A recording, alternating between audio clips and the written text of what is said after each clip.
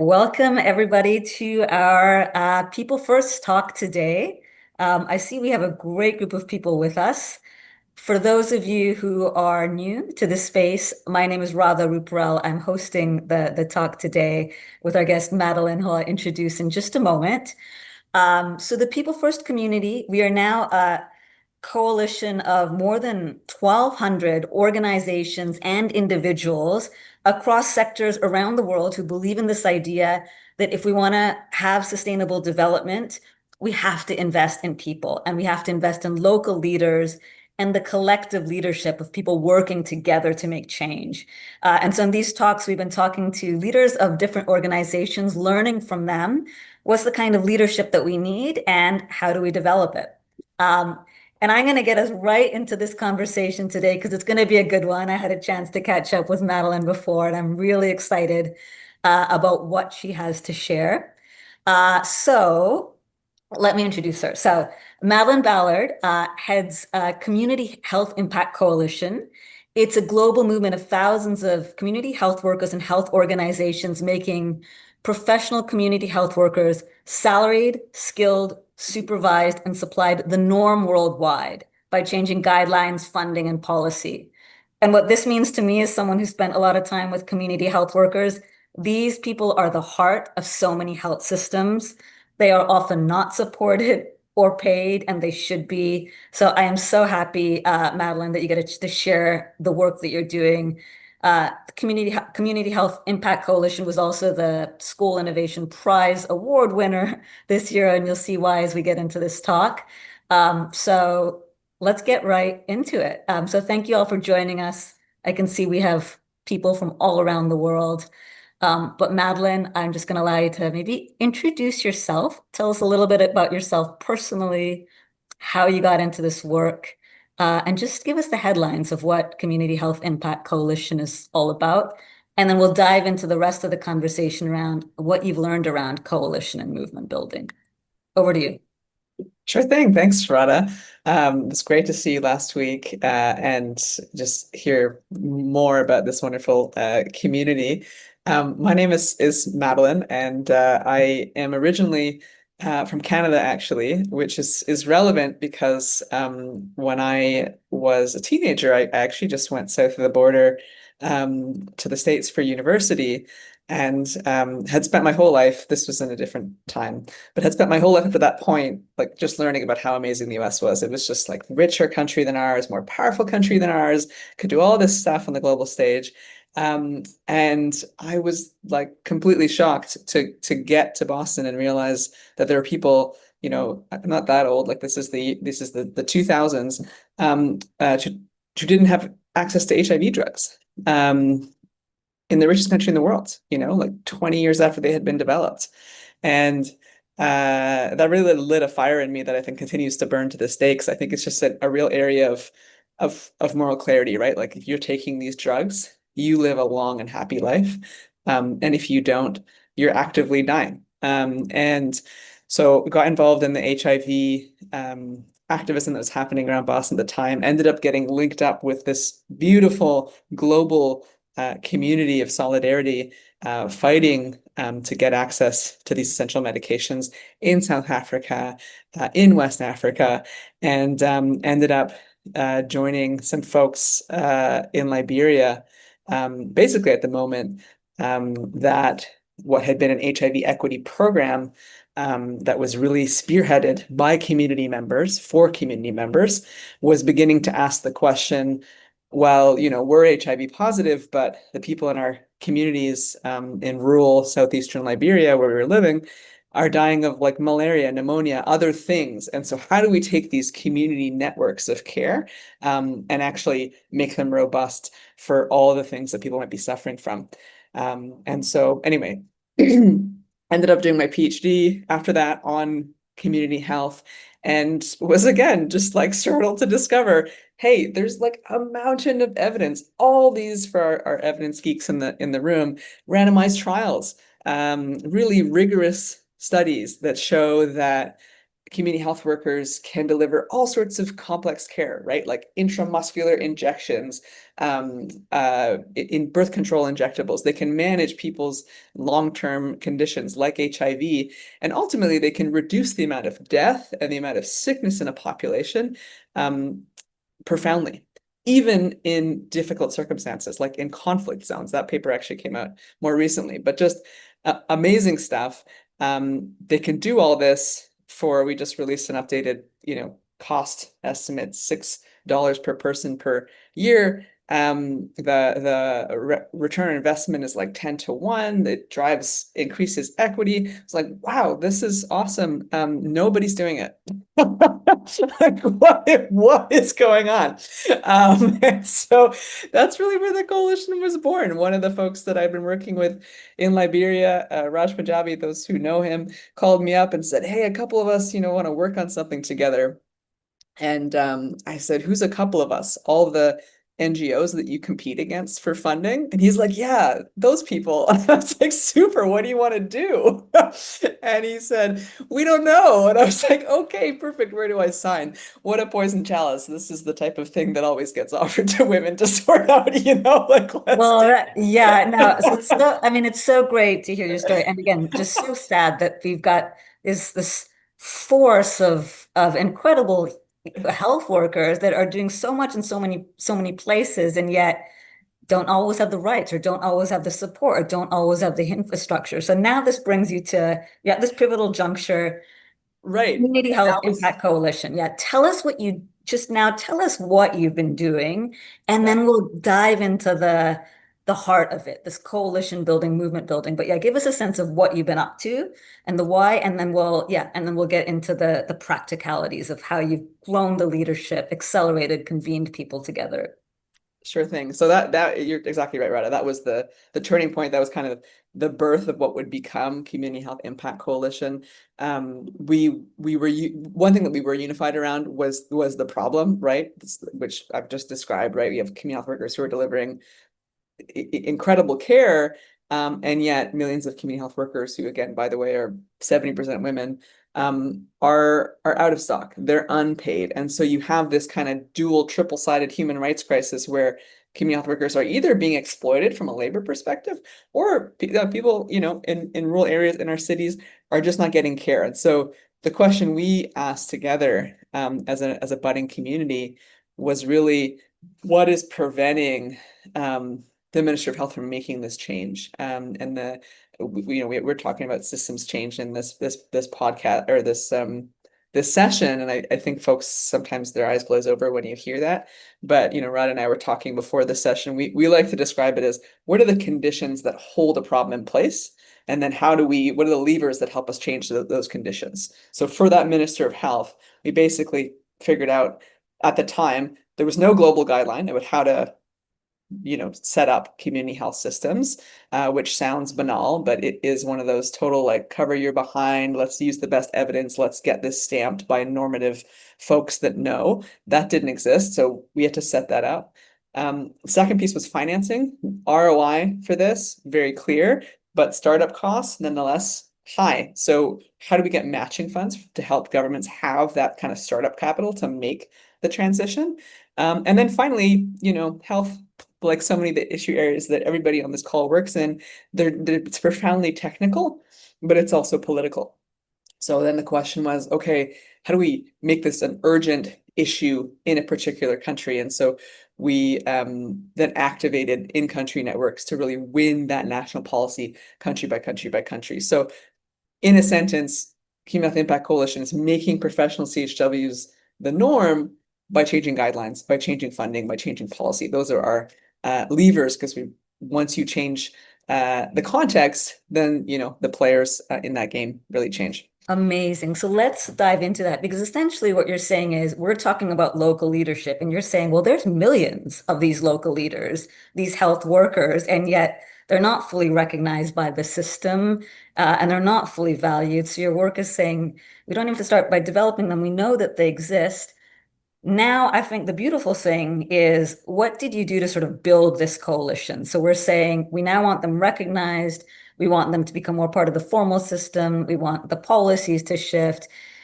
What was the moment where there was some energy around starting to build this coalition, starting to bring people together? Can you maybe share a story of when that started coming alive? I think really it was taking a page, I mentioned, it came out of the HIV movement. If you look at other really successful health movements like the disability movement, there's a really there's a common tactic that all of them use, and it's the principle of nothing about us without us, which I think is a relevant one for the people first community, right? Um, for about 100 years, there had been all these meetings and policies and conferences about community health workers, and yet so frequently, like you would not see a community health worker within 100 kilometers of that event. And one to take a story to illustrate this, Rada, one thing that comes to mind is right when we were starting to discuss this idea, this was maybe 2017, 18, a couple of folks who were part of those discussions were sitting in a room together. I was there. This was UN General Assembly, and the on the stage were the head of a foundation that will not be named, and of a UN agency that also won't be named. And they were having this discussion about healthcare delivery. And they're like, oh, they're describing this program that they had funded and co-created together. And they're like, it's amazing. These community health workers, we don't even pay them. They work for free. Like, it's so efficient. It's fabulous. And we were just sitting there in the back row being like, just WhatsApping me, like, what the heck is going on? And I think what we did as anyone who is part of the coalition who's not a community health worker, so maybe they're bringing research to the table, they're bringing their Geneva insider status, they're bringing all sorts of other skill sets that we need as a movement, but they're not that frontline caregiver. Basically, just took a pledge and said, "Listen, like I will not come to your meeting. I will not speak on your panel. I just without a community health worker present." And so it was like, how do we make these things as toxic as mammals, basically, and not just complain, but enable? So we started this thing called the Community Health Worker Speaker Bureau, which if you Google it, you'll find us. And it was basically like, oh, you don't know a community health worker? Like, we know thousands, and they're awesome, and they live in every corner of the world, and they speak every language, and they deliver every type of care. And so let's make sure that they're part of the meeting. And then from that, as these very special individuals began to organize within their countries, we saw the emergence of the first National Association of Community Health Workers in Kenya, in Uganda, and so on and so forth. And so now someone like a Margaret Odera in Kenya or a Prasi Mwengo in Uganda, they're not just exceptional speakers and leaders who are speaking on behalf of their own lived experience. They're also speaking on behalf of every county in Kenya, and that's really created some power. So I think we just had the UN General Assembly 2025. Like, you would not catch anybody on any stage saying anything like that anymore. First of all, there'd be a community health worker on that stage, um, which changes the conversation. And I'm thinking of a particular health meeting in Nairobi a couple of years ago where we had an official from one of these norm setters who was just going down telling a similar story about community health workers being so cheap, and then noticed that, oh my gosh, there's actually community health workers in this room. And then quickly kind of like you saw it click in his head, and he kind of veered to, but of course they do such valuable work, so we need to support them better. And it was almost like you could see the gears turning in his head. So anyways, I think The that power of the power principle of the power of lived experience. Like it's so organizing. often we're in these development conversations, and yet the people who are most affected are not in the room. And so what I really hear you saying is both the from the very micro places on the ground whose voices are centered and who's stepping back, but also on the more macro stage. Let's just take the macro point for a second about what's been the impact that you've seen. Like, can you give us an example of, a policy change or something that's happened? And then I'm going to zoom back out to now, what were the steps that enabled that? But can you just give us a sense of, in a country or a couple of countries, what's changed as a result of this? And then let's zoom back to say, and what's the leadership that was enabled? What were kind of the critical ingredients? Yeah, so we maintain this map of the world. It's called the Pro CHW, Professional CHW Policy Dashboard. And it basically shows which countries accredit and salary community health workers as a matter of national policy. And if that map had existed like 15 years ago, there'd be like a handful, Brazil, Ethiopia, but not a ton. At this point, there are 50 countries that do this, right? This has gone from a very marginal idea to now something that is increasingly mainstream. And we use that map not just as a scoreboard for the movement, but also as a strategic plan. So we are looking every year at that map and we are figuring out in what countries is the community health policy or the health policy expiring, because they're usually 5 years, 10 years, sometimes 15. And therefore, in the next 24 months, and therefore there's going to be this policy moment. So I think, as advocates, we know that you got to land your message. That's important. It's got to be, technically right, morally sound. And the timing is really critical. So if you're getting someone after they just redid their whole policy, that's not a conversation that's going anywhere. But if we can own these moments, then that's it will go somewhere. And I just mentioned Kenya. That's a really good example. You had community health workers and civil society there making sure that it was in manifestos of political candidates, making sure that when that bill was being debated in Parliament, CHWs were standing outside. They had their own manifesto. They were sharing that with key allies. Up to that, Kenya had become, through our shared advocacy work, eligible for several matching funds to enable this transition. And of course, there was the backdrop of both the World Health Organization and Africa CDC community health worker guidance, which again didn't exist when the coalition was founded, but that we helped kind of bring into being, and that kind of cites throughout our research on how do you design these programs so that they save the most lives. Yeah, no, so that's amazing. So it sounds like at the national level, there have been policy shifts, there's been funding shifts, there's been more invested, and then also at a macro across organizations, there's much more awareness of what needs to shift. So now let's then get back to how did you actually build the coalitions? Because so much of this work is around collective leadership. No one person can shift things, and we've already heard a couple lessons from you. So one is we have to center those who are most affected, and that wasn't happening. So you started doing that in small ways at a micro and a macro level. But what else has it taken to sort of build these coalitions? When we were speaking before, you talked about the relational work, there's tensions. Can you just, again, you were mentioning before, like what happened during COVID. Can you give us some examples of what started happening to help form these movements and what's the leadership that took?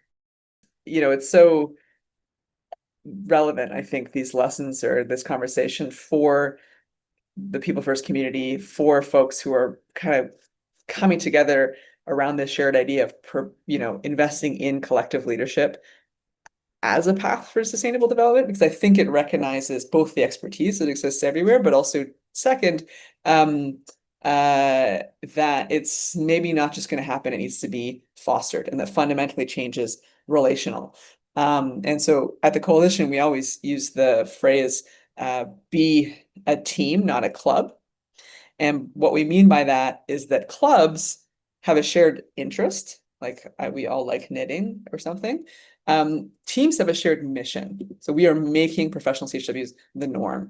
And if anyone here was part of a club or a team in high school, I would bet you $10 that you are much more in touch at this whatever stage, life stage you're at this point, with the folks that you were on a team with and the folks that you were in a club with. Because on a team, you achieve something together, and there's just something about that that really binds people. And so that has a number of implications for leadership. There's a number. We can go go Yeah, through no, that. but just It's this got idea of a shared unifying purpose. concept. Yeah. Yeah, this we've talked about it quite a bit. Like the first idea is you have to be working towards a shared purpose. So now let's get into that. Like, what does that actually take in practice? Like, what did you learn? What was hard? Like, how did you get people to rally around something different? What did that process look like? Because that's the heart of growing collective leadership. So yeah, just tell us what you've learned. I think first it starts with, whoever's in that backbone team or has been kind of, like me, just playing the role of like, coordinating between a bunch of different folks with potentially competing interests. There's a posture change. That's the first thing. It's like you're not the boss. right? I had nightmares for like the first several years of the coalition. I was like, I'm just going to show up to a meeting and it's going to be empty. No one's going to be there because like I don't pay them to be there. They don't work for me. Um, and so it's like you're not the bot, you're the coach, right? And so I think number one is like you got to scout your players. You got to know, for the whole to really be greater than the sum of its parts, you have to put in that time one-on-one. And even to this day, the coalition though has grown.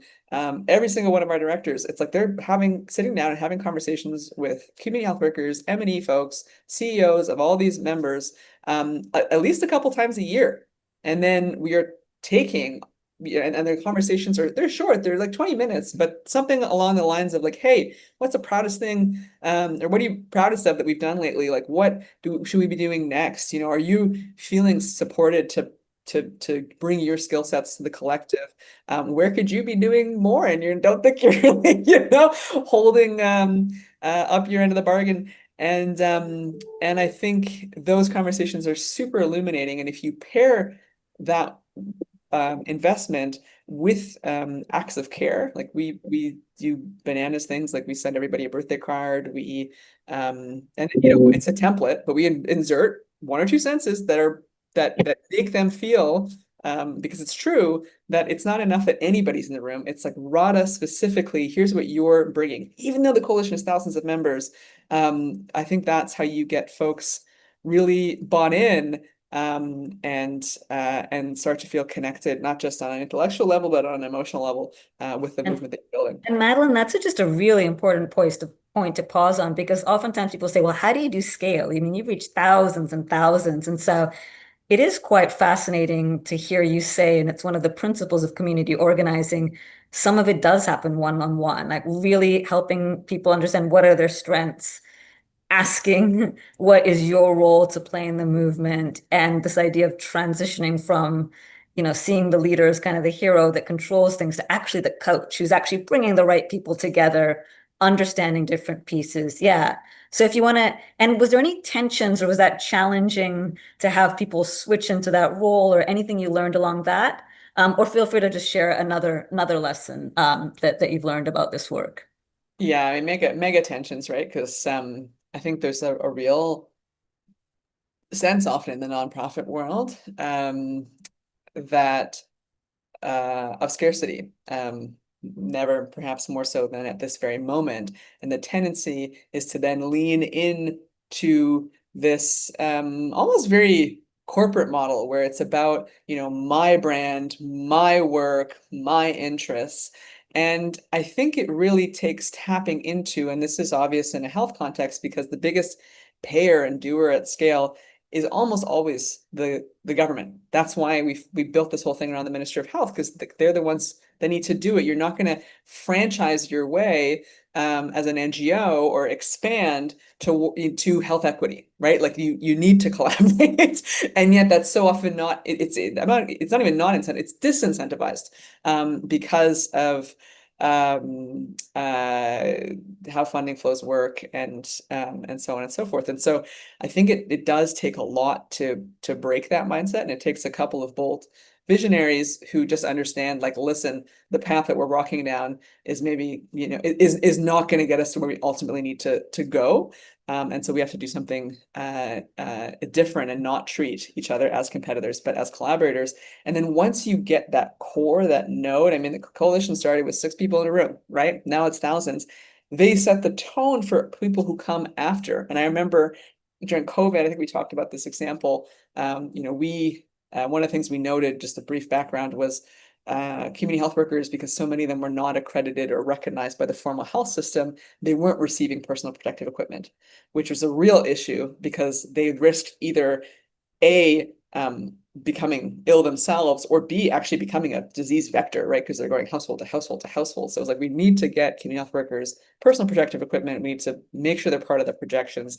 And so we started a fund that was going to do that and ensure that last mile delivery. And obviously in our coalition, we have, some supply chain expertise, like Village Reach, a lot of folks who are delivering care in very difficult last mile environments, like at Muso or Last Mile Health. But we needed to bring in external collaborators, folks who did different types of fundraising, folks like Direct Relief, who were really procurement experts in that very difficult COVID time where everyone was buying, like fake masks, like folks who really knew what they were doing. And so we rapidly stood this up. And one of the calls we had was like, great, like, how are we going to crowd people in to pay for this?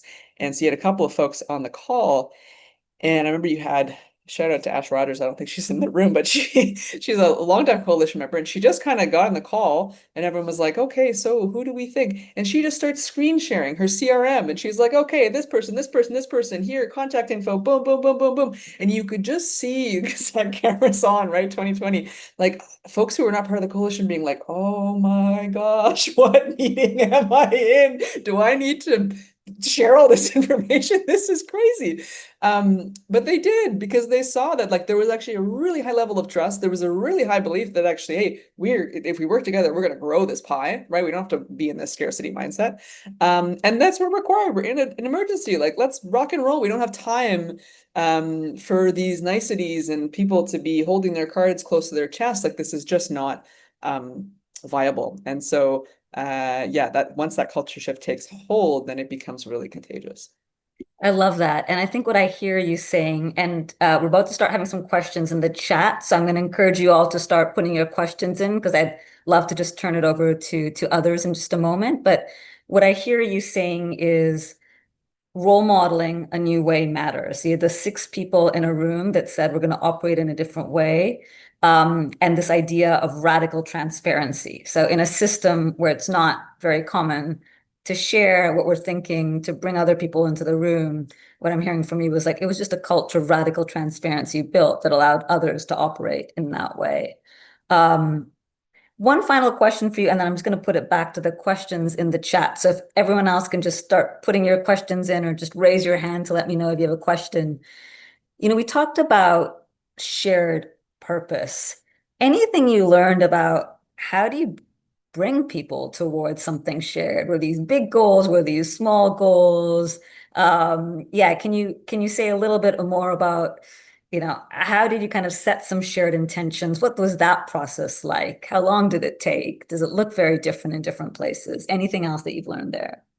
Yeah, I think the fundamental truth is that emergent coalitions are frequently at risk, right? Because if they don't settle on a clear mission and set of tactics early, they can quickly become a blank slate onto which everybody projects their own personal desires.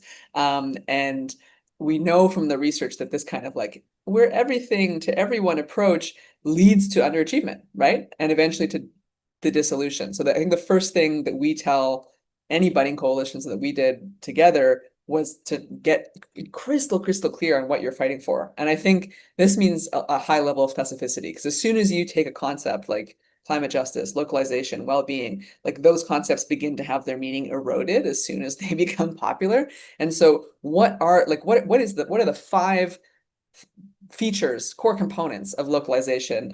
What is that definition, and how are we measuring it? Having that clarity around which to unite is really essential. And in the case of Community Health Impact Coalition, obviously we're making professional community health workers the norm. And that started with defining like what is a professional community health worker, salaried, skilled, supervised, supplied. How do we know that we're winning? I mean, our original tagline was something terrible like driving uptake of quality producing practices within blah, blah, blah, blah, blah. And the goal is like, okay, start there. But how do you get crisper and crisper and crisper to the point where now it's like, there's just a map. What are we doing? We're turning the map purple. It's like everybody understands that. And when you see, and then it's this beautiful visualization of the tangible results and the progress that's being made towards these shared goals, that momentum it keeps people engaged and keeps them committed. So Yeah, I that's a love key way that. to So like sustain that getting fight. Yeah. specific, bringing people alongside to develop that shared purpose, and then making visible progress so that you have this loop. We have lots of people excited and rearing for questions. So maybe I'm just going to go with the folks in the chat, and then I'll go with the people with their hands up. So Wendy, if you don't mind coming off mute and sharing your question. And after that, we've got Kate. And then after that, I'll go to the folks who've got their hands up. Hi, Madeleine. Thanks so much again for this. I mean, I often think when we have these discussions as a people first community about the community health worker kind of movement because it seems to represent a reprioritization. It's like we could put our aid money into hospitals or equipment, but we're going to put it into community health workers. Um, but the thing I guess I'm curious about is whether you've seen, like, our theory in the People First community is like you invest in people, people change systems. Like, ultimately, it's that investment that leads to the system change that we want to see. And I guess I'm wondering about, like, one, but we also have a theory that it's not just about, say, compensation. Like, it is about investing in the kind of inner leadership development, of the people throughout the system. So I guess I wonder how you think about that as it relates to community health workers and whether you've seen instances of real investment in their leadership development and whether you've seen that generate kind of support them to move in throughout the system and affect the system change. Just curious how you think about all of that. Thanks, Moni. That's a great question, and that's why I was really excited to kind of join this series that you guys put on, because I think you're bang on correct. Like, to me, the pro CHW movement is that thesis twice, right? It's how do we improve healthcare? You need to invest in the person who's providing that care. And how do we get to the point where we're investing in the person that's providing that care? Well, we invest in them as leaders to demand and win change, right? And so it's both like a tactic and the endpoint of the movement. And so if you think about a community health worker, how might they come in contact with the pro CHW movement so frequently? It's because they're added to a WhatsApp group or someone in their community tells them about this thing called the Community Health Worker Advocacy course. And it's this just online thing that you can do with it's a mobile app. You don't have to download anything.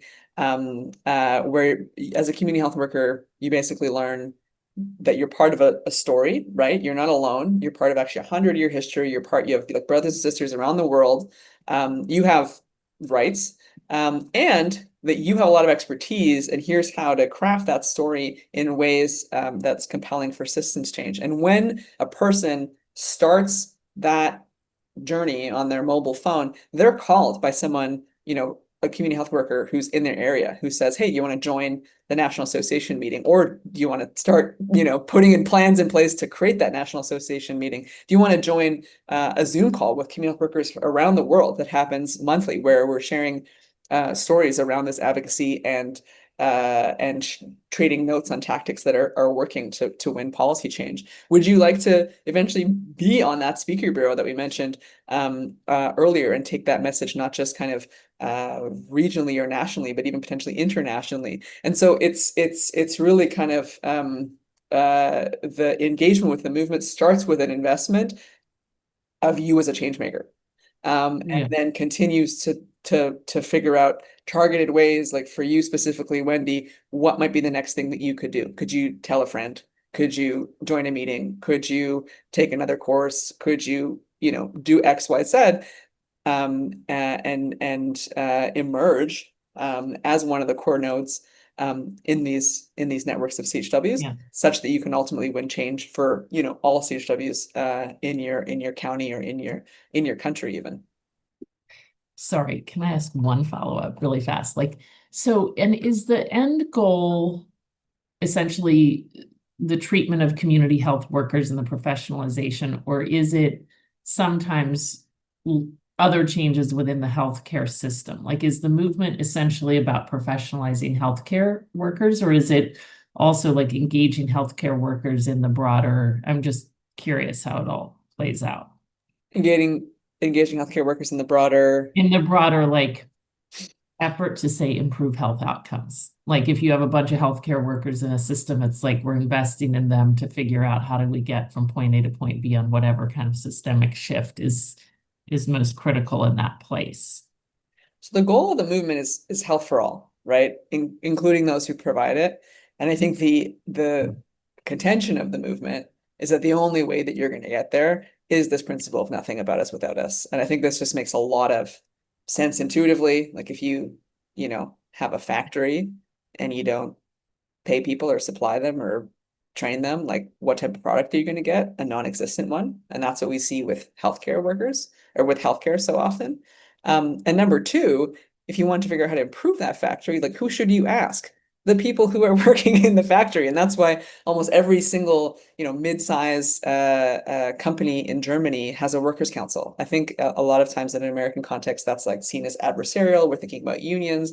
But in fact, I think the thesis behind People First is like, no, there's insight, there's flourishing, there's fundamental structural changes that can occur if we actually take seriously the expertise that might already be here and invest in it and watch it take off. So yeah. Let me just ask a follow-up question here, and then I'm going to take it to others in the chat, right? Because I think sounds like there's leadership shifts happening on both ends. So for the community health workers, what I'm hearing you say is the first thing is reminding those with lived experience of the value of their lived experience when it's often been ignored. The second is then giving them exposure to actually spaces where they can bring their voice in a different way. And then the third was some like skill set, like building, like how do you tell your story? Is there anything else that you've learned, like as you've been working with these folks? It's like, wow, as we've been working with them to have even more of a voice in a movement that they absolutely should. Anything else that you've learned along the way that's growing their leadership? And then I also heard you're growing the leadership of others to say, where do we take a step back? How do we include all voices? But yeah, anything else to share on that? And then I'll move to some other questions. Yeah, I think just fourth, cultivate a strong group dynamic. I think that's just going back to the team versus club. I think that's another key insight, right? If you're part of a golf club, like maybe you know the person who runs it. But if you're part of a team, you know all your teammates, right? So how do we get to a place as a movement where it's not a hub and spoke, where like everybody knows Margaret, the head of the CHW Association in Kenya, or me, because I like raise money for this thing. But knows and trusts each other. And so I think that we use a ton of tactics to try to speed that along, including like starting every meeting with one-to-one conversations or breakout rooms if it's digital, ensuring every new joiner, as I said, like has a buddy, someone who calls them, someone who shares with them. We track, because we're obsessive, the percentage of people, like of organizations who speak in a group meeting, not just who shows up, but who actually talks. Is it lopsided, or are we actually getting the best from the group? And I think fundamentally this is better for the mission, right? Because everybody's expertise is being thrown into that shared pool of meaning, and from there we can make the best choices. But I think it's essential for the resilience of the movement itself and the people in it. And I think we've seen so many folks be hit with challenges. Like I won't share the minister, but we've had CHWs who are removed from the roles because of community health workers because of their advocacy work, or people who are in these very long battles, and they're kind of watching every other country change their policy, but in Peru it still hasn't happened, and it's like this is emotionally very difficult to carry. And the only way we can do that is to connect with each other, and carry it together, and keep going. And I think that it was interesting, even in COVID, like we obviously we have this one-on-one conversations, but we also survey, like we all complete a survey at the end of the year as coalition members, about our shared work. And I remember in 2020, the number of people who said, I don't think I would have gone through the year without these meetings, without these people. And you're just like, whoa, like you're actually playing a pastoral role here. Like we're just a Yeah. bunch of epidemiologists and frontline care providers. Like we're not, but that, it's people. It's people in relation to Yeah. other people. That's Yeah, what. something we've so learned, the power of community to stay the long game and support one another through the ups and downs. There are some great questions in the chat. So I'm going to go to Kate. Kate, if you can come off, and then I'll go to the folks who've got their hands up and then come back to the chat. But Kate, maybe you can share your question.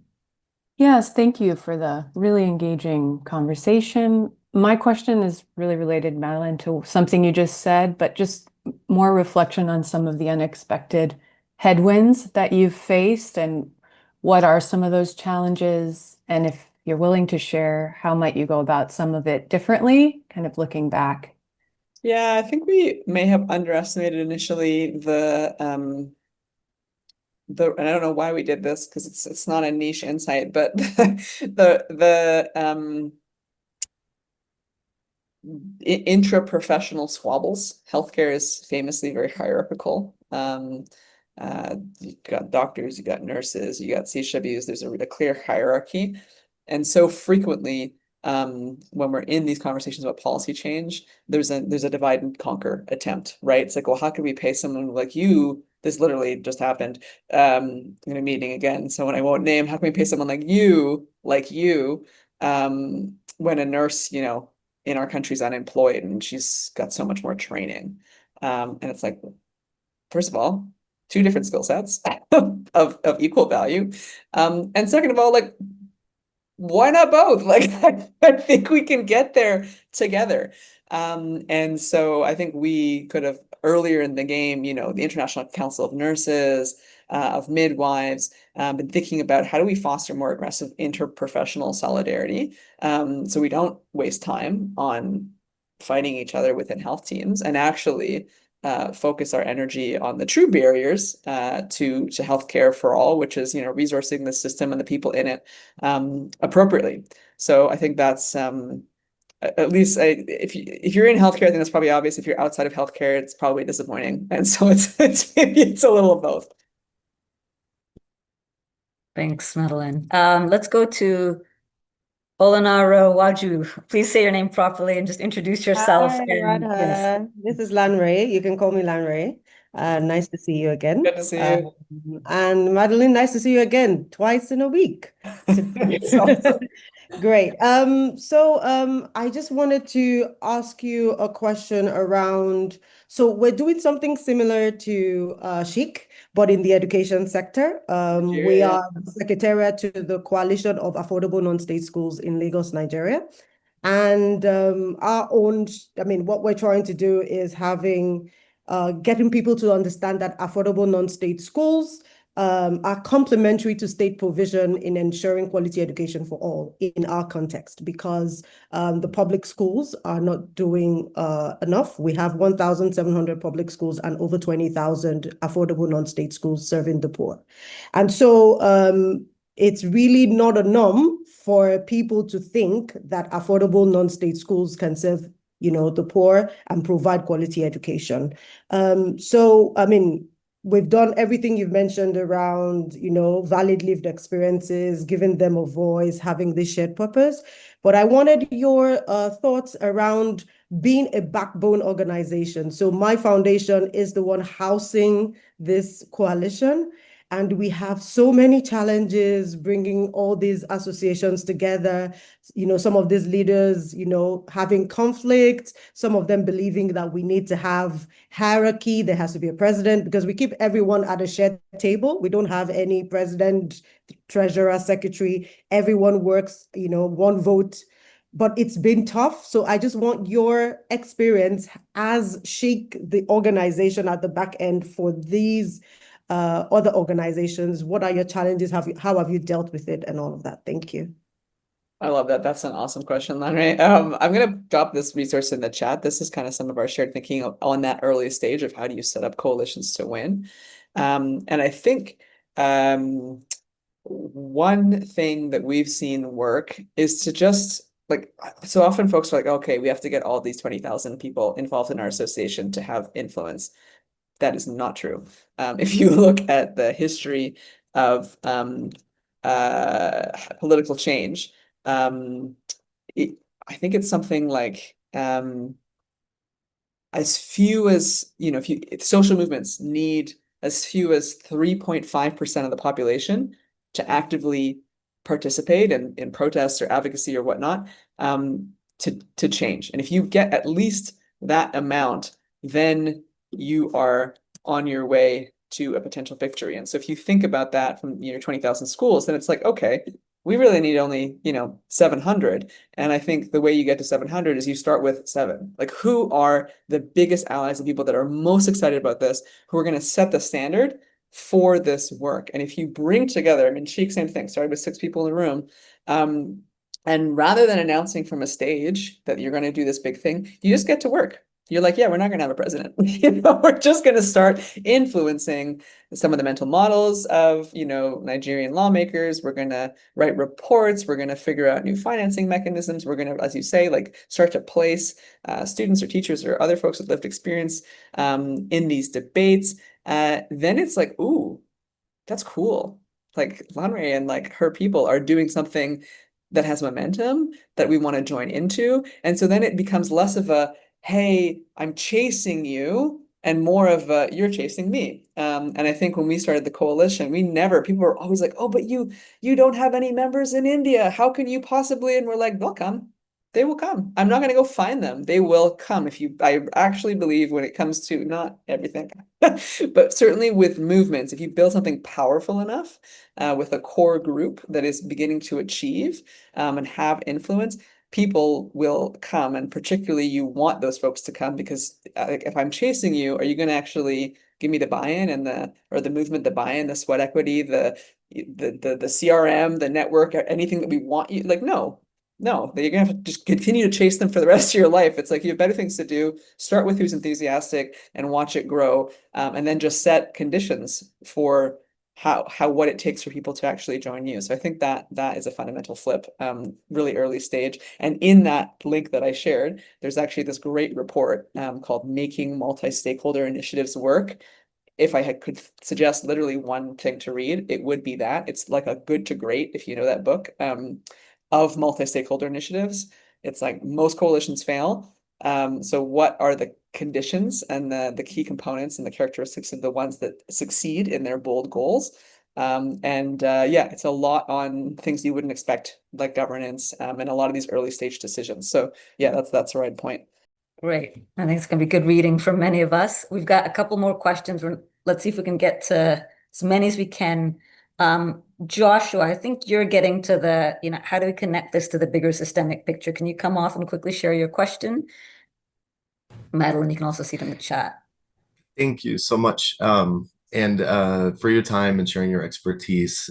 This work definitely gives me hope at a time where it seems in short supply. And that's led me to stick with this work for almost 2 decades. And knowing that systems change is crucial for our future planet-wide. So the question is around getting CHWs kind of involved in that systems change. So I wrote there, we need greater funding to expand the workforce. We need living wages, or thriving wages would be better. But what about opportunities for professional growth? So, there's this expertise developed through lived experience that is not replicated through advanced degrees or classroom learning. And so I'm just curious what your thoughts on the future of building this pathway that provides also some hope for CHWs looking forward to growth and leadership inside and outside systems. I think the outside is important as well. But also involvement in design, implementation, and evaluation of research, specifically around improving these systems, because we see how these siloed systems are disconnected, and I think we're can connect them, quality improvement, systems redesign, even in the world of data exchange and interoperability. Thank you so much. Yeah, so many big questions in there. So yeah, Madeleine, how are you helping grow these leaders? Anything else to say, and how does that connect to the bigger system picture? Josh, so good to meet you. I love meeting fellow folks in the community health field that have been there for many years, and yet our paths have not yet crossed. So awesome to meet you.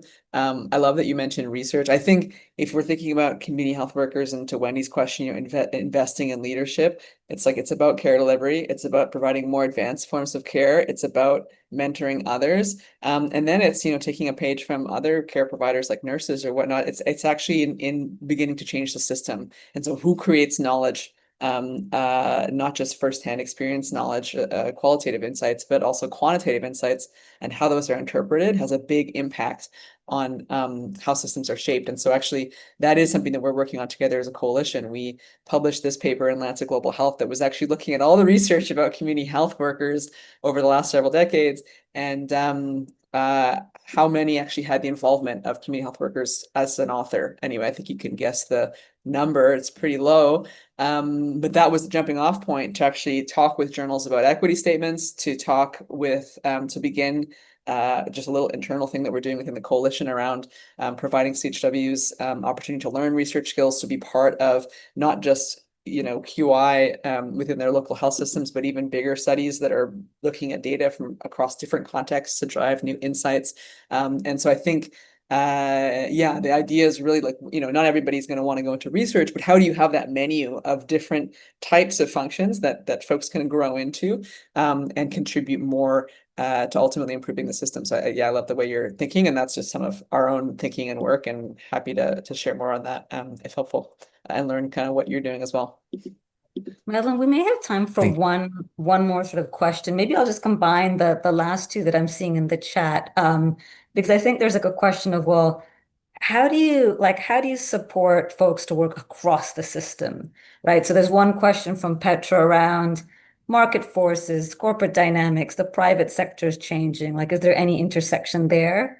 There's another question from Bonnie that's around, oftentimes we're working in very siloed systems, like even with organizations and NGOs. So yeah, can you share like anything you've done to grow leadership capacity in the system, whether it's of the community health workers, of different players in the system, to collaborate across silos in different ways? Anything you've learned, anything that's been challenging, and any advice you have on that? Yeah, I think this is another question or set of questions where that initial query of like, what are the conditions that are holding the problem in place really is relevant, right? Because if you're thinking about, siloed interventions, that's because of the rise of global health institutions in the 2000s, right? The PEPFAR, PMI, Global Fund, all these alphabet soup for anyone who's not in health is like basically there's a fund for HIV, TB, and malaria. There's a fund that looks only at HIV. There's a fund that looks only at malaria. And these were well-intentioned funds that have saved a lot of lives and helped bring epidemics like the HIV epidemic, under control. And yet, what got us to this point is not going to get us to health for all, right? We need that integration and there are other threats as well. But both of these questions have to do with fundamentally like, how is the money traveling, right? Like the money is what is creating these silos and potentially perverse incentives, Petra. And so for us, a big focus of our collective advocacy, the focus really is more and better money for community health workers. So how do you actually take some of this and change the incentives such that the flow of the money now incentivizes integrated systems, now incentivizes having a CHW at the table or part of your application, now incentivizes not saving overhead by not paying CHWs, but ensuring that CHWs have, as Josh was saying, a living or flourishing wage. And so these are all things that have to do with, how requests for proposals or guidance from these big funding institutions are set out, and all of that is eminently changeable. And we've had a lot of success already with even folks like Global Fund, AIDS, TB, malaria, moving more and more of its money into just broader health system strengthening work. And so it is possible. Madeleine, there's so much you've covered here. And so let me summarize a few things I've heard, and then I'm going to give you the final word. You can just give us one final piece of advice, or if there's something from what you've shared that you really want us to be left with, I'll give you a moment to think about that, and then I'll let you know what's happening with our next talk. But here's a few things that I've heard. And the first is just like center those who are proximate and continue investing in growing their leadership. These are the community health workers. And I hear you validating their experiences, having them have exposure, courses that develop their capacities, engaging them in broader efforts, and ensuring others actually step back to recognize the role they play. That's the first theme I heard. The second was a paradigm shift, right? We're not going to get the way that we've got through this more siloed competitive mindset. And what I heard from you, it is possible to operate a different way. It starts with a set of people who actually show that there's a different way of operating. Radical transparency, more collaboration, shifting power. The third thing I heard from you was you're building a movement, but start small. Like start with a small sort of core group, go do good work, show that change is possible, and then others will come. I thought that was a powerful lesson. And then the fourth is I heard just invest in the backbone, right? And some of this is one-to-one work. It is rallying together around a specific shared purpose. It is co-creating that together. It is doing small things around the enabling conditions. I loved how you said shifting power by actually tracking who's speaking in the room and who's not. So it sounds like you're actually investing quite a bit in the enabling conditions to have that happen. And what I also hear, it is possible that as a result of these investments, you are starting to see shifts, not just at a local level in growing people's leadership and mindset shifts, but also at the policy level. So I think there's been so much richness in what you've shared. Madeleine, you get the last word. What have we missed, or what do you really want us to leave with for those who are doing similar work out there? So I am by nature a compulsive optimizer, but here's the lesson that I've learned. When we design for efficiency, we often forget people. And I think that's honestly a little bit of the zeitgeist of our hyper individualized techno AI world right now. But when we design for people, you get care and efficiency. So I, just wanted to say thanks to this community that's championing that idea, for letting me join you all, and hope to stay in touch and keep on designing for people. That is an amazing and important lesson for all of us, especially as we're trying to do more and achieve more. But I love that last word. That was just perfect. Well, thank you so much for joining us, and everyone else. I think this community is stronger with this presence and our questions. So keep joining. We'll share a video and notes from this talk. So do share it with others. I think there was so much richness here. And we have one more talk that's happening in November. Moses is going to put a link to the registration in the chat, but let me just give you a preview of who that's going to be. So that's Taneda. And he is co-founder and president of the Latin American Leadership Academy, otherwise known as LALA. And we're gonna have a great conversation with him around how do you cultivate a new generation of change makers across Latin America. They're really focused on starting young with change makers and actually having those change makers stay within their communities. And they've got some really non-conventional lessons, like allowing them to interview multiple times, because we actually are caring more about their development than efficiency. So Madeleine, very much tying to what you said, that when we care for people and we care for results, and we can do those two together, actually more impact is possible, versus just focusing on the technical solutions alone. So if folks were inspired by this conversation, get ready for the next one. I think there should be a link in the chat to register. Yes, there is. So stay on and do that. And we'll see you all next time. Thanks, everyone. Thanks so much, guys.